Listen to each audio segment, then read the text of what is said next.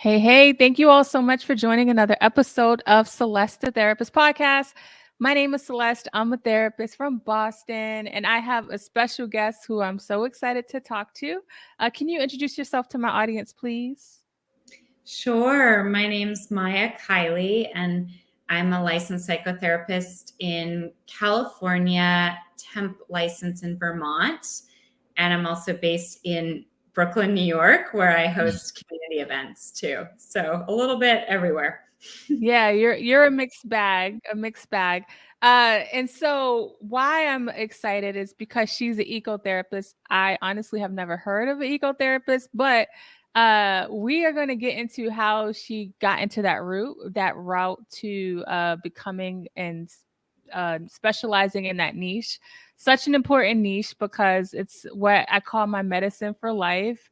Being introduced to hiking a few years ago and just like finding myself breathing differently just as soon as I get out my car to start the walk is like amazing. So I'm always trying to get people on this train of getting more into nature and allowing it to work its course. So tell me a little bit about growing up. Did you know you were going to be a therapist? Mm, I love that you always ask that question. Yeah, so let's see. No, but I did when I was little love to teach my stuffed animals.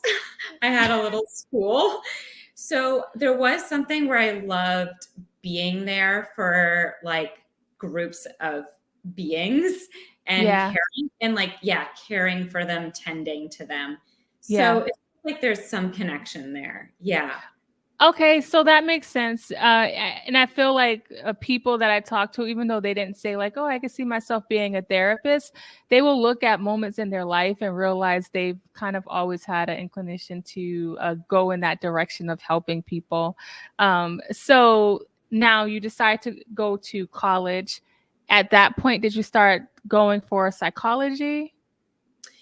No, actually, it was so interesting. I've had kind of three main passions my whole life. So one of them is actually dance or being in Okay. my body, and the other is nature, environmental world, and then the third is psychology. But so I went to college and I was studying dance. I was a dance major, environmental studies minor. And I went to see a therapist about halfway through college. She's actually a social worker, but I went to see her and I was so fascinated by all the books she had. She would have this like beautiful stack of books by her chair. And I was Mhm. always like, "What are you reading? What's that?" And then I would, on my spare time, read those books. And it Oh was a lot wow. around somatic therapy, Yeah. mindfulness. Yeah.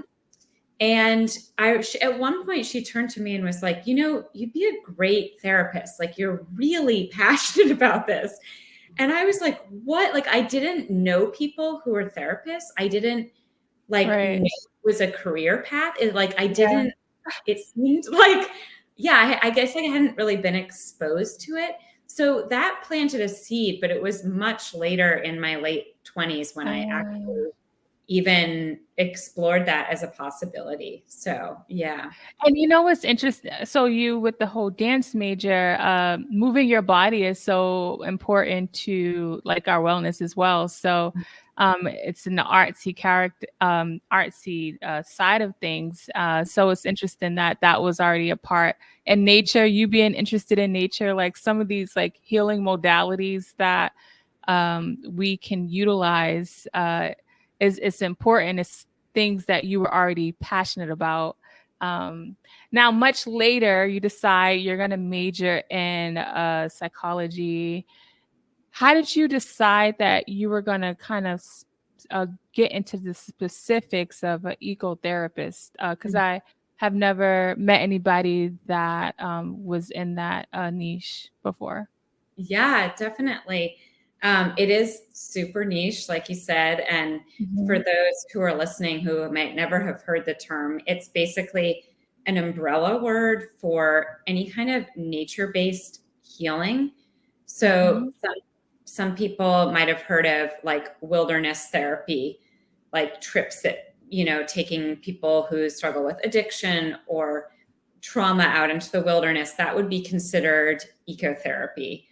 And so would like forest bathing, like walking in the woods very intentionally. And so would like equine therapy with horses.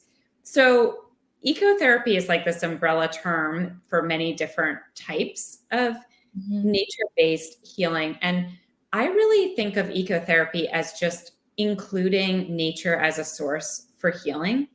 Okay. Because I feel like in the therapy or self-help world, there can be a lot of like, you need to turn to other people for support, and you need to resource from yourself and from other people. But I think sometimes we forget to expand outward to like, sometimes it can actually be really helpful to like regulate with a tree or in a certain landscape, and really including nature as a deep source, just like other people and just like other tools that you might have internally. So that's how I see it. In terms of how I got into it, I learned about the ecotherapy existed when I was in grad school. So I also hadn't heard of it. And my grad program at Pacifica Graduate Institute in Santa Barbara offered a summer program. So it was separate from our degree, but it was a summer program for ecotherapy. This was like back in 2015. And it was like so niche then. Like people were just like, what do we do with this? And this wonderful woman, Linda Buzzle, who led it, she was like, well, really you can do anything with it, and just presented different ideas. And I just loved it. And one thing that Linda does, who is pretty big in the ecotherapy world, she's in California on the Central Coast, and she has like a garden, an edible garden. So like fruit trees, plants, and she offers sessions in her garden. And I was like, that is so, I loved something about the model of being nourishing for the therapist and the client, and including nature as like part of the session, as informing the experience. That's really amazing. And what do you think for people that may be new? Because, it wasn't until I became an adult where I found myself gravitating towards nature. Why do you think, just from your experience, why do you think that's not a go-to here in America, where it's not something that we're talking about, where it's free? It's sometimes in our backyards. Might be my hiking trail is about 5 or 6 minutes from my house, right? So why do you think we don't lean in more to nature like we should? Yeah, I mean, I feel like as children, it's pretty natural for us. And then with just all the conditioning with school and our system, it gets like, like minimized. Yeah. Totally. But I feel like so many people just naturally have this connection as children, even to like animals or like some aspect. And then I feel like it's also like nature can be relegated into the area of like the feminine, which is devalued, and value that logic more. So I feel like that's what happens, is like some people might minimize their experiences with nature or the potency of those healing qualities.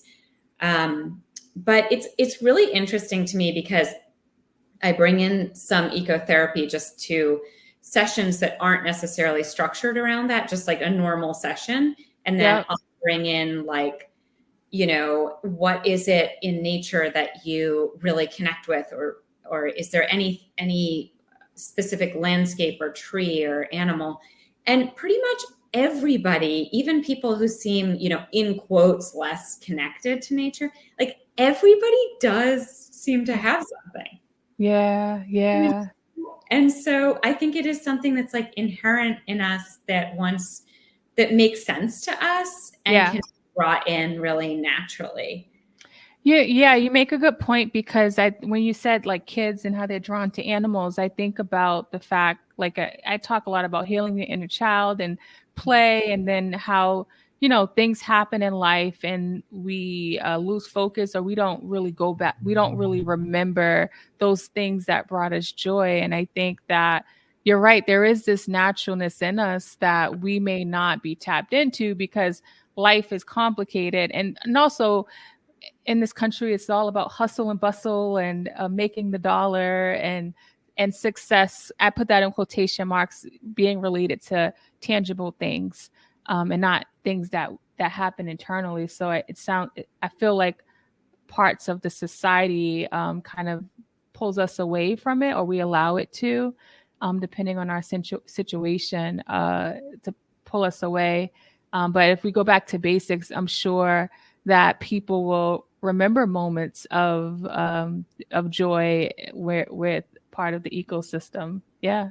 Yeah, exactly. I totally agree with you. It's really connected with how society, with society, and Mhm. I just feel like there can be a lot of pathologizing even in the realm of therapy, and Yes. really cautious about that because it really can take people's inherent power from them to pathologize. And I think what's so beautiful about ecotherapy too is it's like really affirming that we do know what we need, and Yes.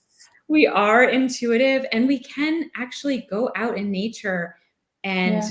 one exercise that I have my groups do is you go out and find a spot in the park or nature, and you just ask your question, or you share your issue that you might bring to a therapist or your Yeah. friend, and you say it 3 times, and you just purely listen to how nature Wow. responds. And nature might respond even through an animal coming toward you, or light change, like being open to how nature responds. And it's very affirming to people that they can lean on their connection with nature and don't have to depend on. And that, I think, some of that pathologizing lends people to feel like they're dependent on a medication or a book or Yes. a Yeah. therapist, Yeah. instead of like really claiming their authentic Yeah. inherent power. I Yeah. love that. And because you did say something earlier, I'm glad you. So I have. So the pathologizing is leading me into the next thing I want to say. I wrote something from your website, but also, I talk about community being important when we can, but I also talk about stillness. And when I'm working with people, or if I'm on social media, I always give tips that show people how they can use their power. Because I tell people you have what you need, even when we're in sessions, and I think people, initially they feel like, oh, like I have, like, if I'm not here, I can't get what I need, like in session with me. And then, as weeks goes on and I'm listening to them talk, they're actually talking out their answer to their question. And it's a beautiful experience for me to see them grow. Because as I told them from day one, they have what they need. And a lot of times we just haven't been in a space where we can learn how to utilize that, listen to our body, listen to our thoughts. And so learning how to do that in different ways is important. Does that make sense? Completely. Yes, how much that's conditioned out of us and not Yeah. really our fault, but there's so No. many power structures that, yeah, Yeah. condition that out of people to different levels. And it's such a gift to like Yes. connect with that. Yeah. Yeah, yeah. Like you can't pay. I mean, you could pay for therapy to learn, but you have to do the work to get to that point, right? Like no matter how much money you have, the internal work has to happen in order for you to be able to get to that space. So on Maya's website, she says she takes the integrative approach, relationship between the mind, body, and spirit. And I want to say this for people, and she puts this on her website. The Latin roots of the word heal um, are return. What did I write? I can't even read my writing. Are restore and whole. Yeah. If healing is a restoration to wholeness, a holistic approach is necessary, welcoming all parts of you home. Mm. um and then, for example, she says making we're, you know, trying to make certain symptoms go away. Instead, like, we should get to know these symptoms and understand like where they came from, as opposed to looking at them as if they're bad when they've probably allowed us to survive. Can you explain to people when you say a holistic approach is necessary to welcoming all parts of yourself home? Because I felt that was really powerful. Yeah, I guess I really take an approach where, like, our for a lot of people, like growing up and just the way our society is structured, they can really feel that the different parts of themselves are compartmentalized. And that healing, when people like want to heal, it can be looking at that as people want to have an experience of wholeness, of Yeah. feeling integrated and their whole Yeah. self. So Yeah. I want people to know when they come to session that I don't just like focus on their thoughts or something, but I take into account The their whole. physical being, their physical symptoms, their Yeah. emotions, and their spirituality and connection with nature and the larger. Like, we're not these separate units that come Right. in for therapy. We're so interconnected with our environment and how we're impacted by it. So yeah, I really hold that view of supporting people and coming into wholeness, not in getting rid of. I'm like not the right therapist for people if they want to come and get rid of Mhm. um, an experience or a Mhm. symptom. And sometimes those symptoms for people do kind of just dissolve. So Mhm.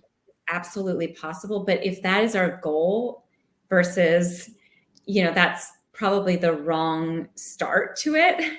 And really, Yes. yeah, really, I focus more on welcoming people into their wholeness rather than focusing just on the problem. So Yep. I do balance that with, what brings them joy, what are their gifts, and them starting Mhm. to see themselves as their whole amazing person, even with Yeah.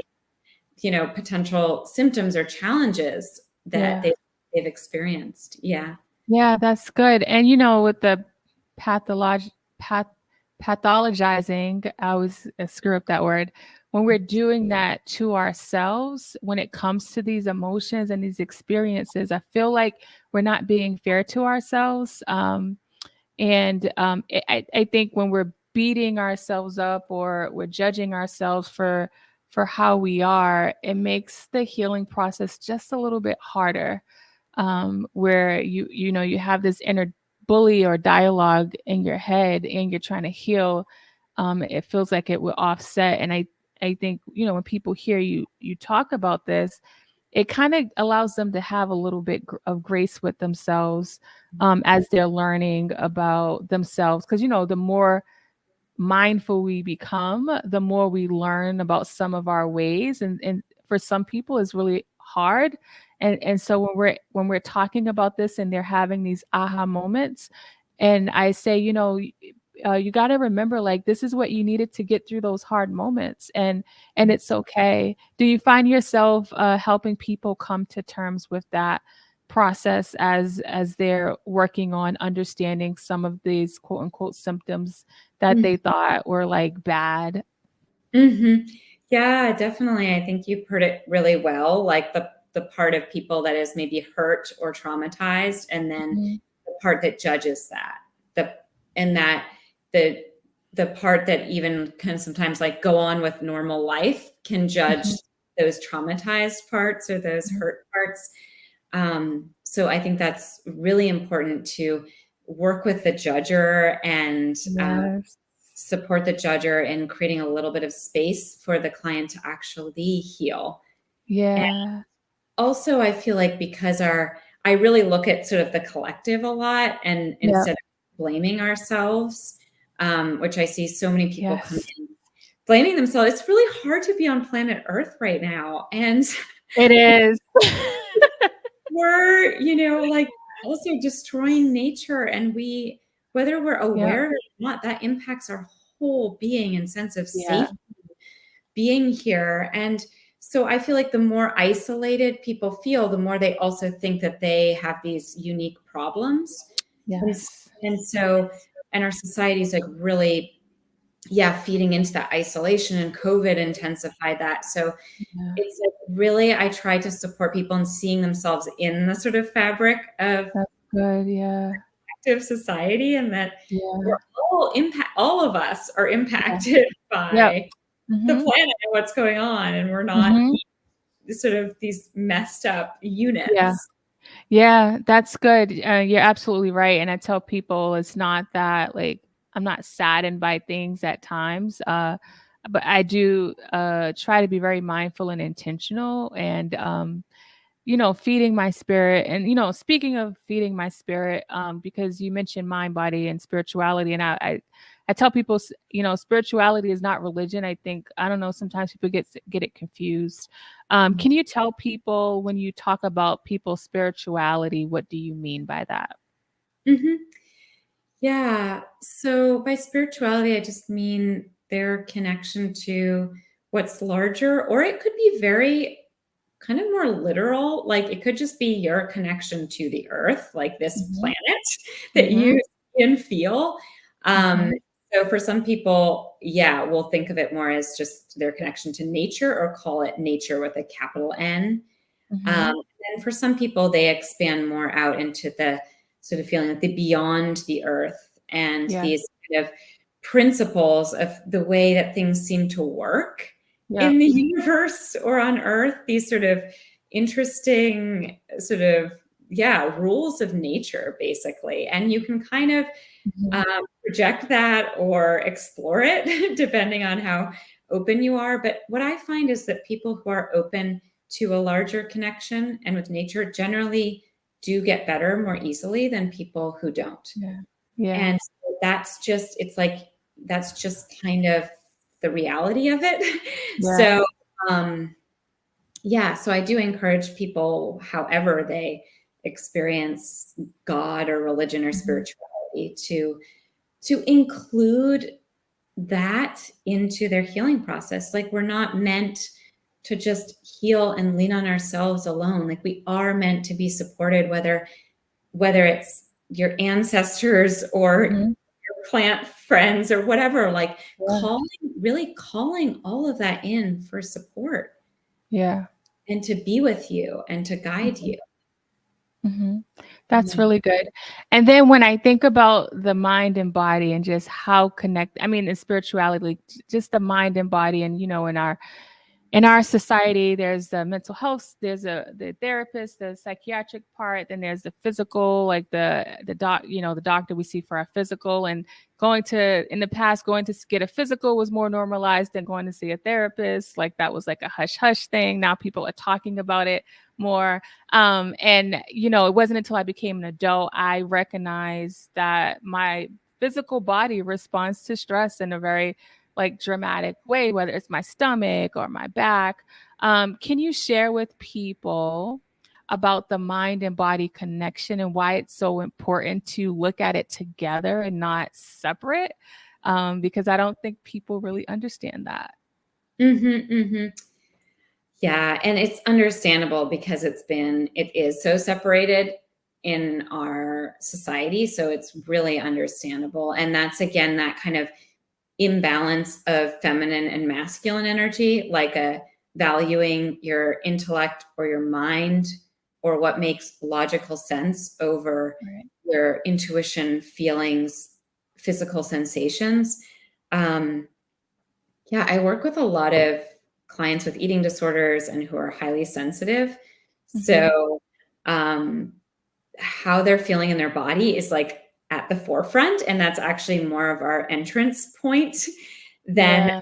really what's happening mentally. Um, and I also hear people who are more connected to their logic or their mind say, oh, I feel anxious, but I don't understand why, or I just want to get rid of it. It was random. And Yeah. people we really slow down to tune in, it is not random, but it is being open to learning the language of Yeah. the body and of trauma and of our intuition without like going so quickly into judgment or squelching that. Yeah.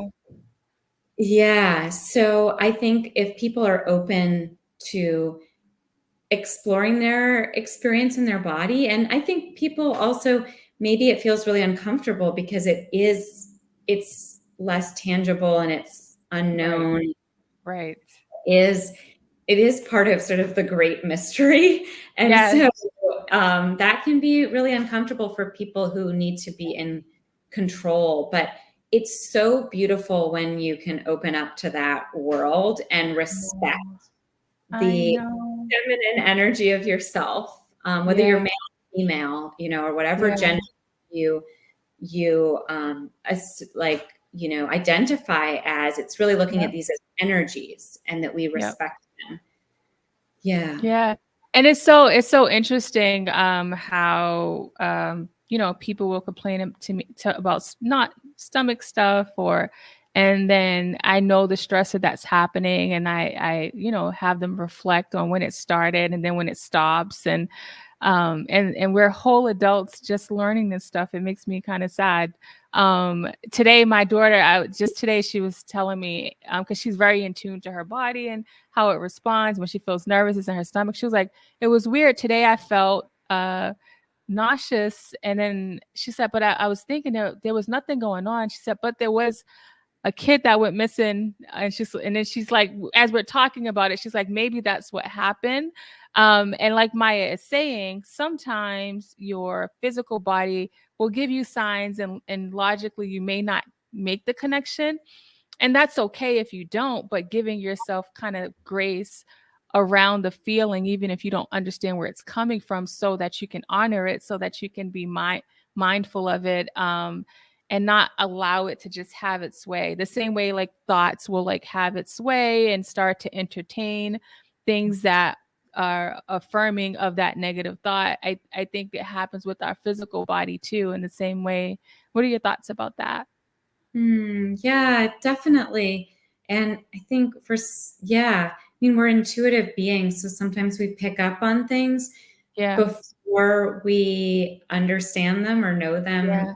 Yeah. deeply. So it is really, yeah, honoring that. And I work with some people too around energy, and just how they're impacted by the energy of other people. So even though Yeah. it's, like your daughter's saying, like, oh, I felt that nausea, and you may, yeah, it may be more subtle, but it's like certain spaces and people can have an energy that impacts ours. And it's one thing I noticed is that, a lot of people haven't had the opportunity to learn how to manage energy.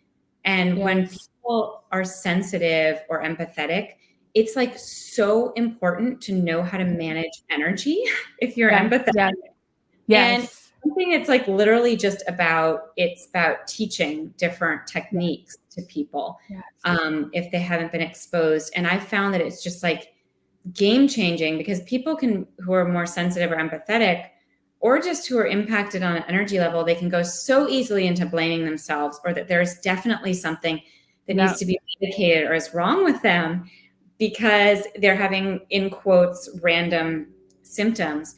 But once they understand and respect the subtleties of energy, and how to actually like do energy work with themselves, it's really powerful for them, and they no longer feel so like taken over and overwhelmed by experiences. You just like help me think about something for my daughter, because she's a very sensitive, empathetic person who wants people to like her, and she likes people. So I'm gonna actually have a conversation with her about that. Thank you for sharing that. Really, you just really something clicked in me. But also for people listening, a concrete example of what Maia is saying outside of what I just talked about with my daughter. Um, and I hear people complain about this a lot, for people that may be empaths, or good listeners. If you don't have the bandwidth to talk to people and they're calling you and you're on the phone, and they'll say, every time I speak to this person, I feel drained, I feel tired. And so that's like a concrete example, like a lot of people experience, and not realizing. And I tell people who are having those experiences, not that you have to never answer the phone, but be mindful of when you talk to them, mindful of your bandwidth, your time, and how you're feeling, checking in with yourself. Because people, I think we move so mindlessly. And so there are things that we can do to protect our energy. And we don't realize it because we're just moving. But that's kind of, is that kind of what you were saying in regards to energy and how it can impact us?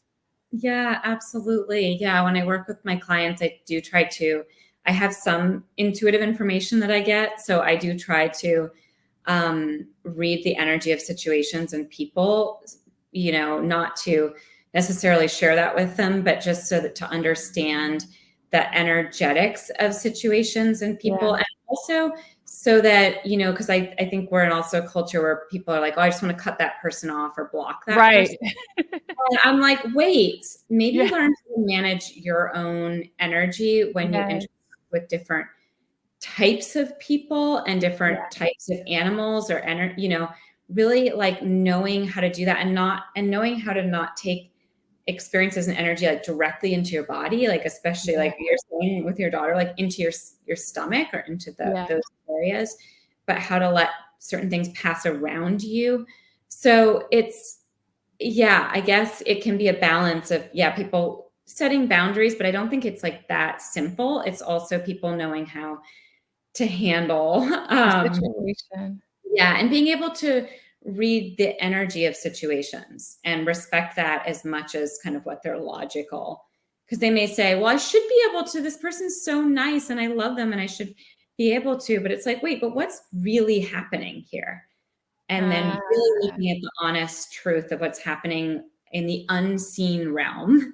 yeah. I love that perspective Mm. that you're giving around it, because you're right. Sometimes it's not just about the boundaries. It may not be that simple.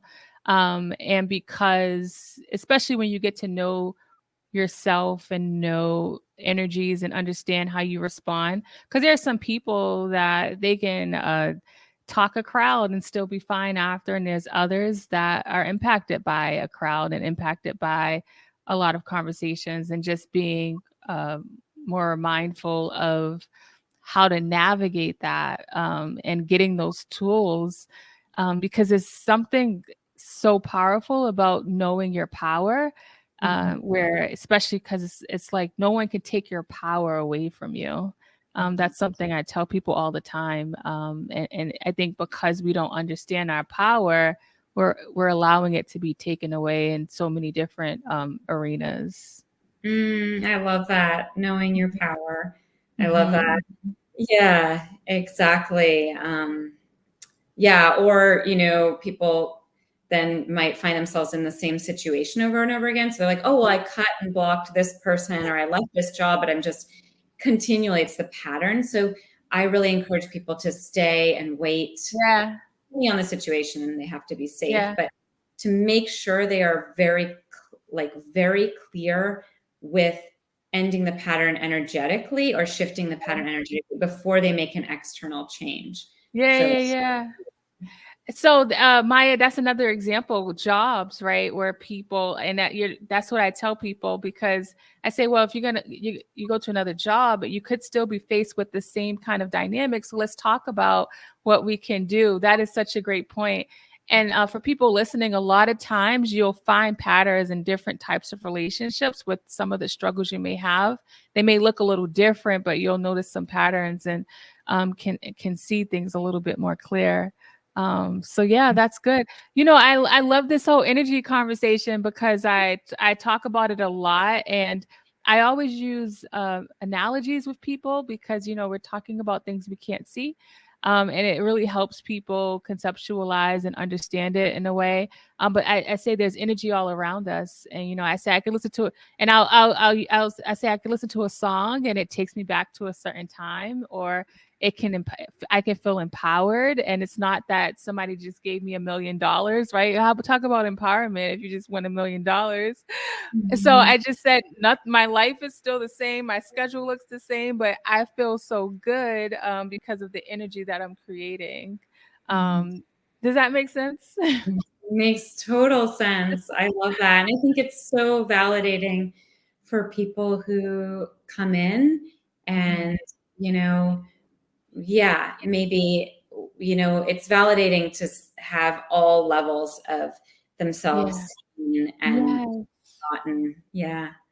You're so awesome, Maya. Thank you so much. One thing that is clear about you is that you are very patient, and the way you were talking, you find a way to help people to normalize the things that they're dealing with. I can tell by because I think we blame ourselves a lot, and you keep saying there's a lot of societal structures, and I'm always like mindful to make sure, because I don't always say it enough, and I'm mindful to not just talk about the history, but also talk about the moments now with so much happening. And I think we forget that there are a lot of societal pressures and things that are happening that's impacting the way that we're trying to heal.